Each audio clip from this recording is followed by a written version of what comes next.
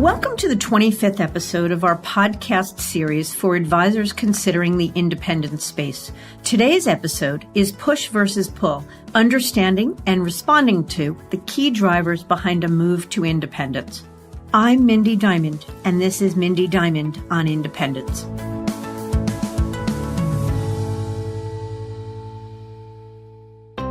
This podcast is available on our website, diamond-consultants.com, and on wealthmanagement.com, as well as iTunes and other resources. In our last episode, I talked with David Cantor, head of Fidelity's RIA segment, about a few recent big breakaways and the thought process that drove their decisions to move to independence. So in today's episode, I thought we'd look more closely at these motivators and answer a question we hear often. What's inspiring folks to jump ship from where they've built their life's work to pursue other firms or even business models? Historically, when an advisor decided to change jerseys, it was because the weight of frustration and pain in the status quo became too much of a burden. Said another way, it was the proverbial straw that broke the camel's back. The most typical pain points were almost always related to a loss of control. Things like heavy-handed compliance, leaving advisors feeling particularly vulnerable, too much bureaucracy, comp changes, negative press surrounding the firm, a change in management, or technology and platform bottlenecks. Today, while these same things tend to serve as impetus to push an advisor out of the nest, more often than not, we're seeing an increasing number of advisors and teams being pulled, as opposed to pushed, towards new opportunities. That is, moving by choice, despite being happy enough in many cases. Here's the thing. When an advisor is choosing to leave the familiarity and relative comfort of a traditional brokerage firm, instead of being pushed by limitations and angst, it's hard to make a case for moving from one major firm to another because there just isn't enough different about Morgan Stanley versus UBS or Merrill Lynch versus Wells Fargo. In the days when the wirehouses were offering the biggest and best recruiting deals, an advisor might have had the incentive to overlook the imperfections inherent in the wirehouse model and justify the move as an opportunity to monetize his business. But with those deals today paling in comparison to what's being offered by the likes of First Republic, JP Morgan Securities, RBC, and Ameriprise, and the leveling of the playing field with respect to regional firms and independents from a platform and capabilities perspective, the pulls often point an advisor toward independence. In fact, by our count, of the 19 moves made by billion-dollar-plus teams leaving traditional brokerage firms between January 1st and June 30th of this year, 9 went independent. To look at that a little more carefully, it's astounding that 19 moves were made at this level, that 19 top-of-the-food-chain folks moved at all. It's more astounding that almost half of them opted to build their own firms. Why am I focusing on billion-dollar-plus teams only? Because typically they serve as a proxy for the rest of the industry. And so if 19 billion-dollar-plus teams moved in a 6-month period, there were many others at all levels following in the same footsteps. The caliber and quality of those in this club, specifically the billion-dollar-plus club, is awesome.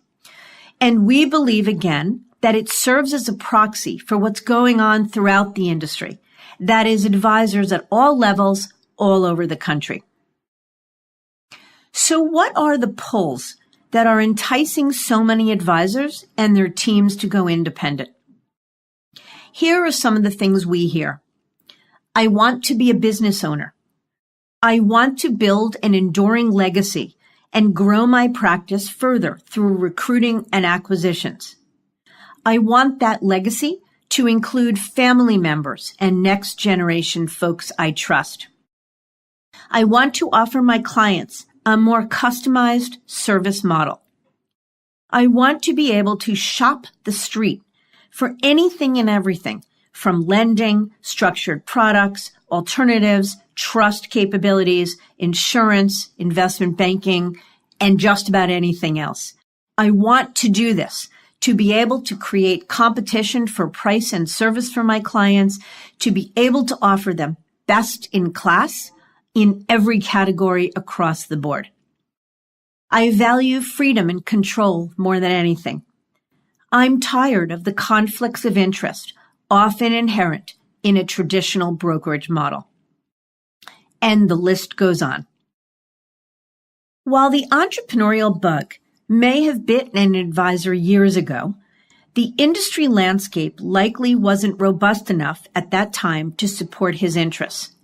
In fact, I will be interviewing in an upcoming episode an advisor by the name of Gil Baumgarten, who first got the bug and interest in independence and in fact met with Schwab 10 years before he actually pulled the trigger.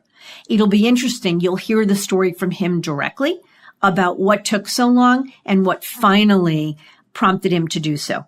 But opportunity is often the biggest motivator.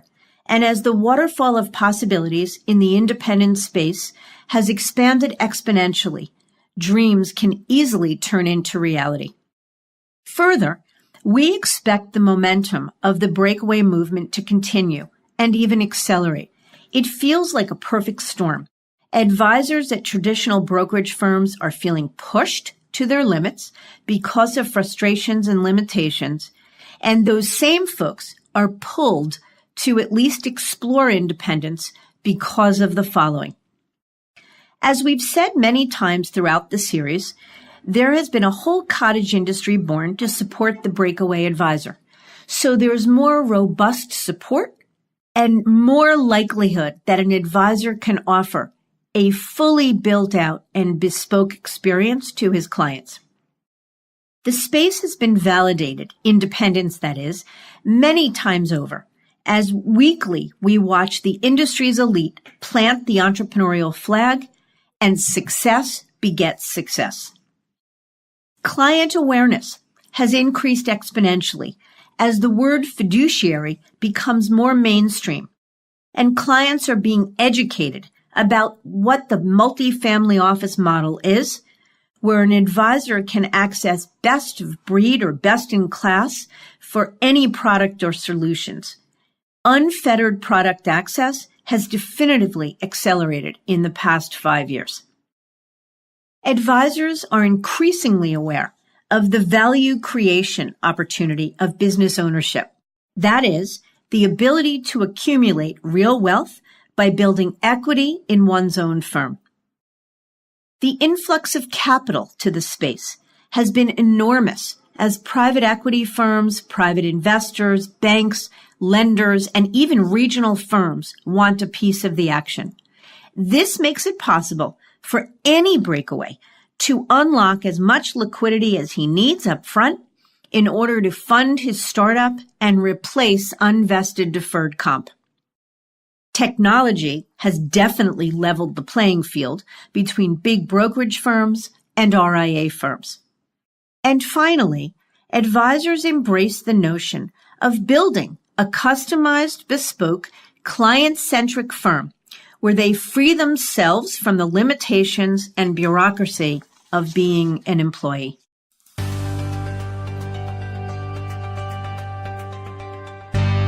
Look, at one time or another, we've all been sucked into what we call the negativity vortex, that dark place where one is mired in a world of inertia and the feeling of being stuck. I've always looked at the negative pushes in any situation as an opportunity. I see them as signals that something needs to change.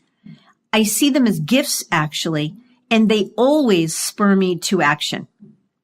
Mind you, change may be nothing more than coming to a place of acceptance of your current reality, or it could be about physically moving from one place to another. Either way, when you take the time to proactively evaluate a situation, you feel better because you become an active participant in your life and much more in control of your destiny. Think of it as a process that will take you from anxiety to curiosity about what options lie elsewhere, from self-honesty about your own needs, goals, and appetite for change, and finally, to education about the current waterfall of possibilities to clarity. The last one is the most important phase because it allows an advisor to compare and contrast the bird in the hand against other options, free from the filter of anxiety and fear.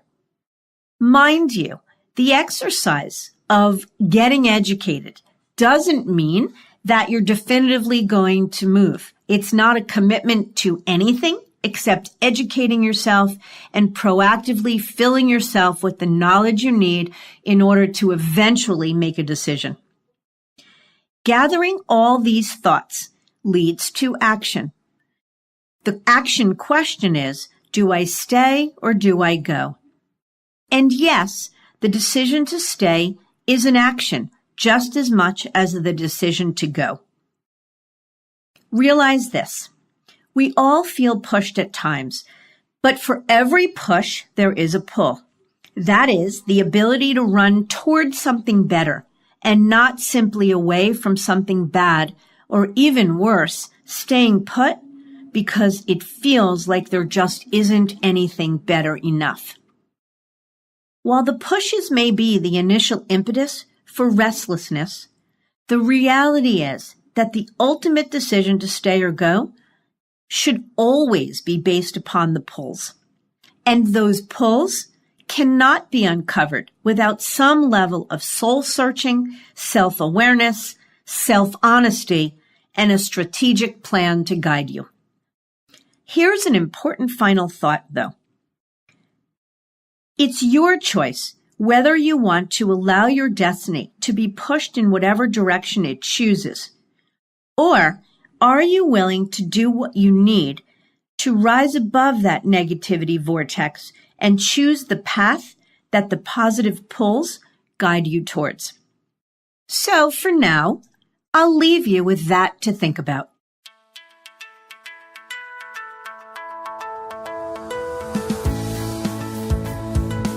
In our next episode, I'll be speaking with Jim Dixon, a former division head at Merrill Lynch, a breakaway himself, who left to form Sanctuary Wealth Partners. Jim's vision was to create a firm rich in client service capabilities and free of the constraints and controls that limit larger firms. And that he did. Until then, I encourage you to visit our website, diamond-consultants.com, and click on the Tools and Resources link for some valuable content. And if you're not a recipient of our weekly email, Perspectives for Advisors, click on the blog link to browse recent articles. Feel free to email or call me with any specific questions. I can be reached at 908-879-1002 or by email at mdiamond@diamond-consultants.com. And please note that all requests are handled with complete discretion and confidentiality. Thank you for listening.